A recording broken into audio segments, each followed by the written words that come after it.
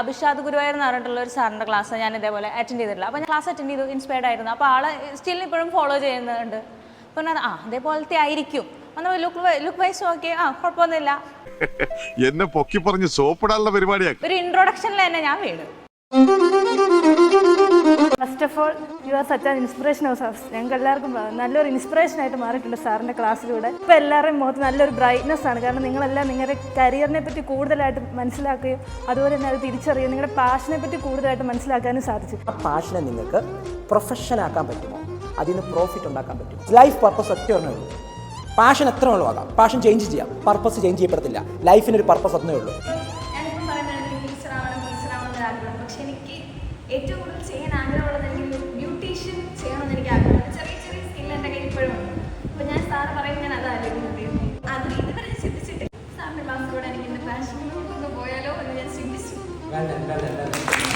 നിങ്ങൾ നിങ്ങളുടെ പാഷനോട് ചേർന്ന ജോബ് അല്ല ഇനി ചെയ്യുന്നതെങ്കിൽ നിങ്ങൾ മനപ്പൊരുത്തമില്ലാത്തൊരു വ്യക്തിയോടൊപ്പം വിവാഹം കഴിച്ച് ജീവിക്കുന്നതിന് തുല്യമായിരിക്കും അത്. നിങ്ങളുടെ പാഷനേറ്റ് ആയിട്ടുള്ള മേഖലയിലല്ല നിങ്ങൾ വർക്ക് ചെയ്യുന്നെങ്കിൽ നോർമലി കുറച്ച് കഴിയുമ്പോൾ നിങ്ങൾ ഫെഡപ്പ് ആവും. നിങ്ങൾ വർക്ക് ചെയ്തൊരു എനിക്കൊരു സാറ്റിസ്ഫാക്ഷൻ കിട്ടുന്നത് ഞാൻ ഉദ്ദേശിച്ചൊന്നും അല്ല ഇവിടെ നടക്കുന്നത്. എല്ലാവരുടെ ഉള്ളിലും ഓരോ സ്കില്ലുണ്ട്.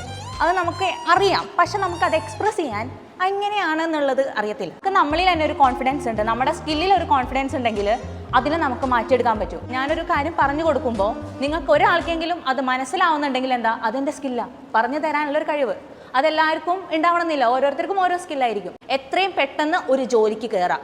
അങ്ങനെ നോക്കുമ്പോൾ പലരും ഡ്രോപ്പ് ചെയ്യുന്നതാണ് നമ്മുടെ പാഷൻ. അതിനുവേണ്ടി നമ്മൾ എന്ത് ചെയ്യും, പാഷൻ അങ്ങോട്ട് മാറ്റി വയ്ക്കും.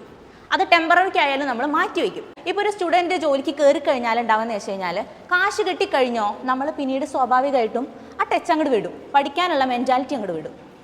ക്യാഷ് കിട്ടുന്നുണ്ടല്ലോ എന്നുള്ളതായി. പിന്നെ സ്വാഭാവികമായിട്ടും ജോലി കിട്ടുമ്പോൾ അതിൻ്റേതായ തിരക്കുകളാവും. 9 മണിയാകുമ്പോഴത്തേന് ഓഫീസിൽ പോകണം, 5 മണിയാകുമ്പോഴത്തേന് വീട്ടിലെത്തും, വീട്ടിലത്തെ കാര്യങ്ങൾ, അത് കഴിഞ്ഞ് പിറ്റേ ദിവസം റിപ്പീറ്റ്.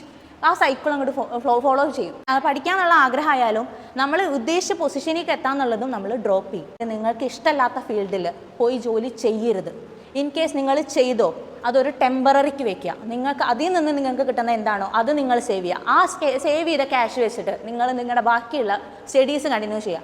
എവിടേക്കാണോ നിങ്ങൾ എത്താനുള്ളത് അത് സ്റ്റിൽ സൈഡിലായാൽ പോലും അത് അതിന് വേണ്ടിയിട്ട് നിങ്ങൾ പ്രയത്നിച്ചുകൊണ്ടിരിക്കുക. You will achieve. ഞാൻ റെഡി. സത്യം പറഞ്ഞാൽ ഞാൻ ചോദിക്കാൻ നിൽക്കായിരുന്നു.